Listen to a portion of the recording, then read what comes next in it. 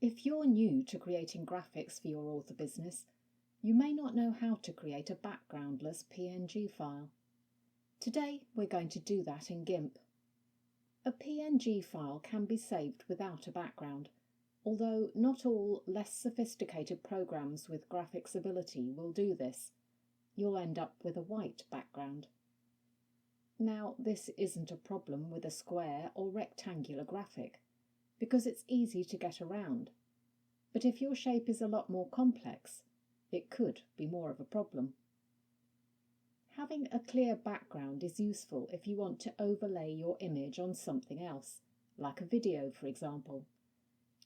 In order to save your graphic without a background, you need to use a program that allows you to remove the background, like GIMP.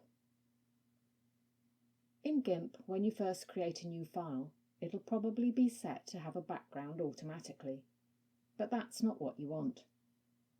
Create a new layer by right-clicking in the Layers panel and selecting New Layer. Under Fill With, set as Transparency. A new layer will appear with a check pattern. Right-click on the original background layer and delete it. That check pattern indicates a transparent layer, and it's a standard for indicating transparency. Now you can draw what you want within GIMP.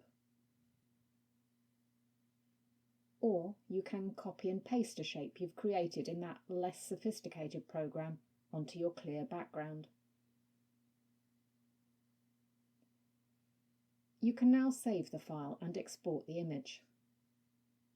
If the export screen doesn't automatically come up with a PNG extension in the title bar, which it probably will unless you've just saved to something else, just change that manually and click Export.